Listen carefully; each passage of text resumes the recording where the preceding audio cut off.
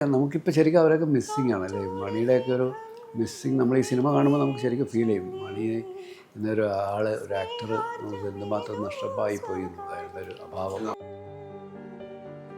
ഒരിക്കലും ഒരു ജന്മത്ത് കിട്ടാത്ത അത്രയും മനോധൈര്യം എനിക്ക് തന്നുകൊണ്ടു എൻ്റെ കൂടെ നിന്ന ഒരാളാണ്. സിനിമ ആസ്വദിച്ച് കാണുമ്പോൾ ഏറ്റവും ഫേവറേറ്റ് സീൻ അത് തന്നെയാണ്. നിരഞ്ജൻ എന്ന കഥാപാത്രം കോരിത്തെരിപ്പിച്ച് മോഹൻലാൽ സാർ ആക്ട് ചെയ്ത.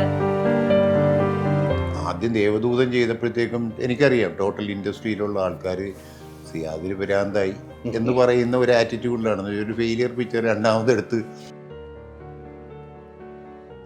ഭയങ്കര സേഫ് ആയിട്ട് ഫീൽ ചെയ്ത ഒരു സെറ്റ് ആയിരുന്നു. അത് ഇപ്പോഴത്തെ കാലത്ത് ഭയങ്കര റെലവെന്റ് ആണല്ലോ, safety in cinema set.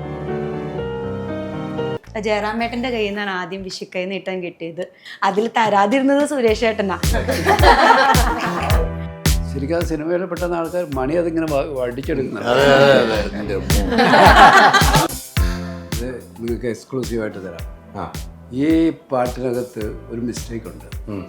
Sujatha പാടിയപ്പോൾ ഈ അനുപല്ലവിയിൽ ഞാൻ എന്നിട്ട് സുജനെ പിന്നീട് വിളിച്ച് പറഞ്ഞു, ഇങ്ങനെ ഒരു വേർഡ് തെറ്റിച്ചിട്ടുണ്ടല്ലോ. കുമാരി ചേച്ചി പറ്റൂല മോനെ, നീ ഡാൻസ് ചെയ്തേ പറ്റൂ എന്ന് പറഞ്ഞിട്ട് നമ്മൾ പണ്ടത്തെ ഞാൻ നല്ല ഡാൻസർ ആയിരുന്നു എന്നുള്ള കുമാരി ചേച്ചി അറിഞ്ഞിട്ടുണ്ടാകാം.